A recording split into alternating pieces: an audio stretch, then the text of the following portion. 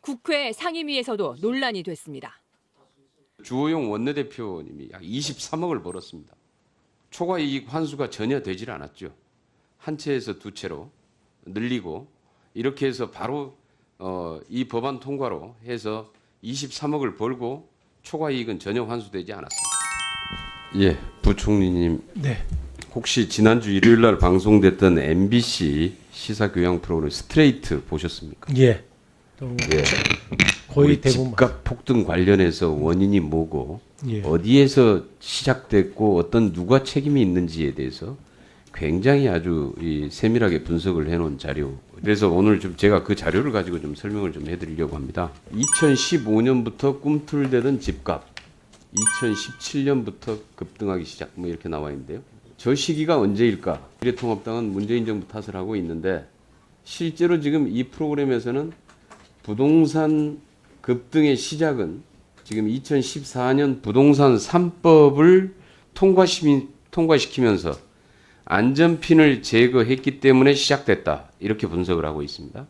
이때 이제 부동산 3법 특혜 종합 세트 해가지고 이렇게 민간 택지 아파트 대상으로 건설사 자율 분양가 상한제 폐지하고 재건축 초과이익 환수 유예하고 조합원 1가구가 받을 수 있는 최대 주택수를 한 채에서 세 채로 늘리고 이렇게 하면서 안전핀들이 다 뽑힌 겁니다. 이렇게 서울의 아파트 값들부터 뛰기 시작을 했습니다. 14년, 15년, 18년 가락시형 아파트 시가총액.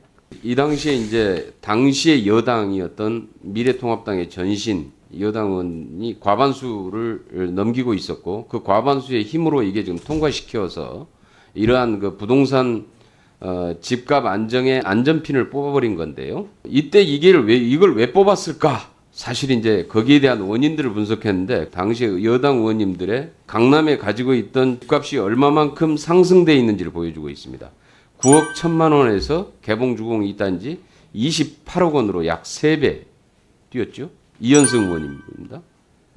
신반포 아파트 2.5배 뛰었고 반포 미도 2차 아파트 2.8배 뛰었고 주호영 원내대표님이 약 23억을 벌었습니다. 초과이익 환수가 전혀 되질 않았죠.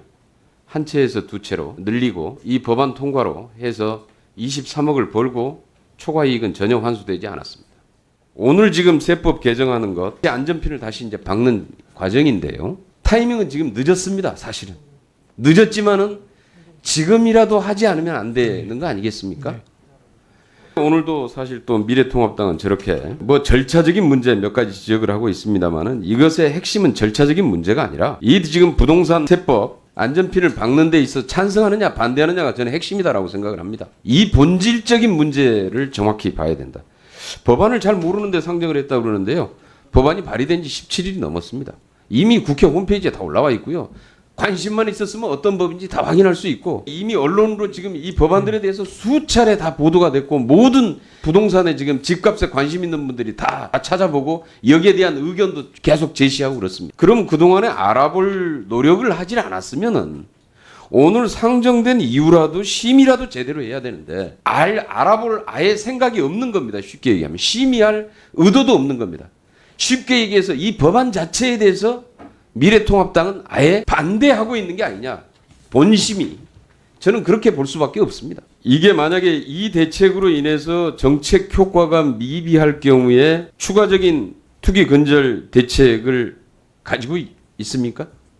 뭐 정부가 존재하는 한 부동산 시장을 두고 볼 수는 없기 때문에 만약에 정책 효과가 미흡하다면은 추가적인 대책이 당연히 있을 걸로 생각이 됩니다. 일단 이번 대책이라도 제대로 일단 시행을 하고요. 혹시 또 시장이 제대로 안정되지 않으면 정부로서는 뭐 추가적인 대책을 강구할 수밖에 없습니다. 그거는 서민 주거 안정이 국정과제의 최우선으로서 정부가 최우선 정책 순위로 두고 있기 때문에 만약에 그런 상황이 온다면 정부는 당연히 추가적인 대책을 마련할 것입니다.